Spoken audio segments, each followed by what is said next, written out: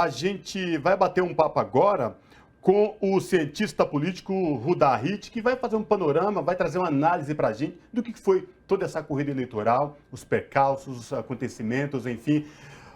Rudá Hit, prazer falar contigo, seja bem-vindo aqui. Obrigado por atender nossa reportagem aqui para falar com os nossos telespectadores do Revista Brasil TVT e também ouvintes da Rádio Brasil Atual. Queria te ouvir, fazer uma pergunta para você deste processo eleitoral deste ano de 2022, um processo que envolveu várias narrativas, vários momentos distintos. O que você pode falar para os nossos telespectadores aqui da TVT e também ouvintes da Rádio Brasil Atual deste processo eleitoral de 2022? Boa noite. Boa noite, é um prazer estar aqui com vocês da TVT, da Rádio Brasil Atual. Bom, a primeira questão que nós temos que ter claro é que às vezes aqui no Brasil a gente gosta de subterfúgio. Nós estamos fazendo uma disputa com um governo fascista. Isso tem que ser dito com todas as letras. No mundo inteiro chamam o governo de Bolsonaro como de extrema direita. Nós estamos lidando com um governo fascista. Então os métodos do fascismo, só para a gente lembrar, eles acabam partindo de um princípio de que o líder do fascismo ele se confunde com o Estado e com a nação. Então isso significa o quê? Que o líder ele representa a todos e se você for contra o líder, você está sendo contra todos.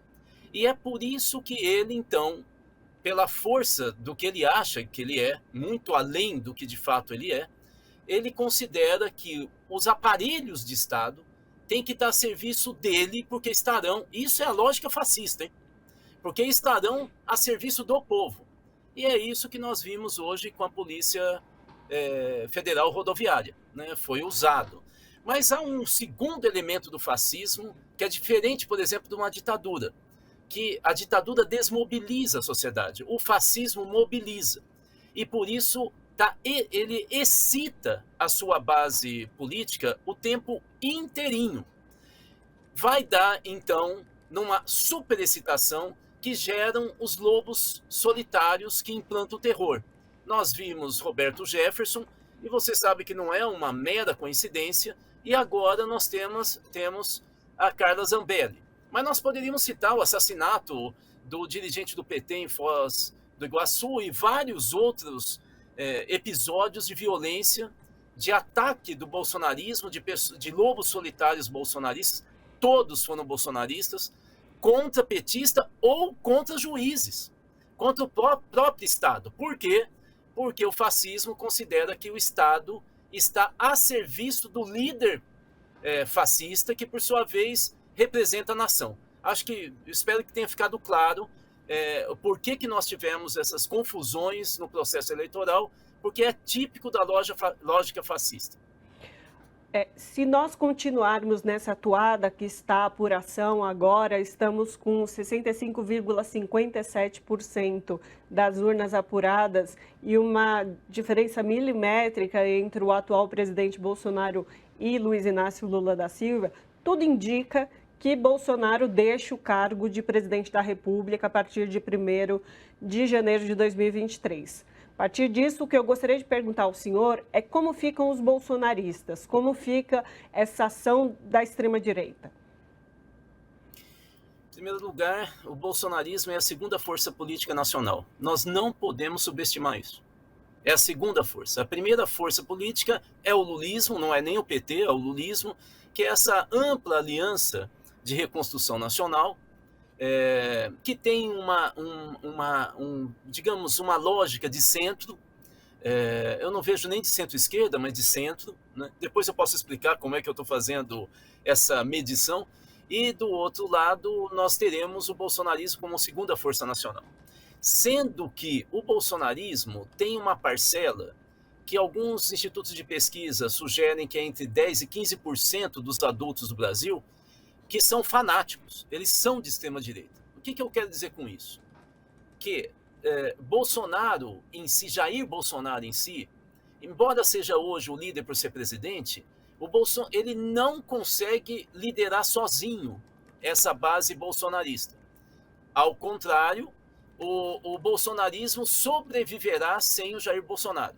Na família Bolsonaro estão preparando o Eduardo Bolsonaro para ser sucessor do Jair Bolsonaro. Mas há vários outros nomes nesse campo e, de certa maneira, parte do Centrão, em especial do PP, do Arthur Lira, que era braço direito do Eduardo Cunha até tempo. Rudá, Diga. vou te pedir licença, por favor, que neste exato momento são 6 horas e 45 minutos, com 67,76% das urnas apuradas. Luiz Inácio Lula da Silva, do Partido dos Trabalhadores, 50,01%. Jair Bolsonaro, do PL, que tenta a reeleição, 49,99%. Portanto, 67,76% das urnas apuradas, o ex-presidente Lula passou aí na contagem dos votos com 50,01% dos votos, Jair Bolsonaro 49,99% dos votos. Rudá, por favor.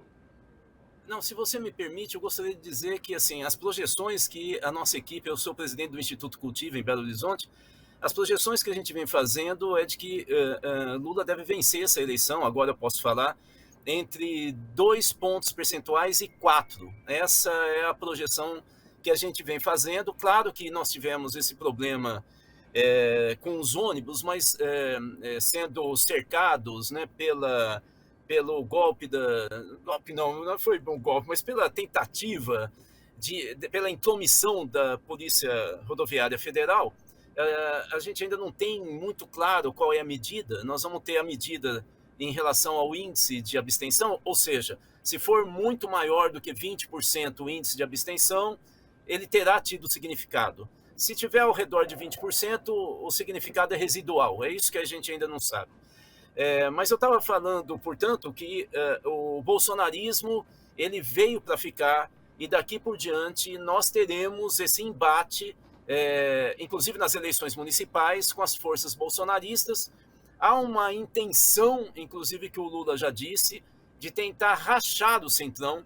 Há uma parte do Centrão que possivelmente vai ficar com Bolsonaro, desde que tenham vantagens, né, principalmente para a eleição da sua base de prefeitos, e uma segunda base, parte do Centrão, deve caminhar com o Lula, o que demonstra também uma dificuldade de governabilidade que o Lula vai ter. Eles vão criar confusão a partir de agora. Você pode ter certeza que a partir dessa noite começa um período complicadíssimo de 2 meses de governo Bolsonaro, possivelmente finais,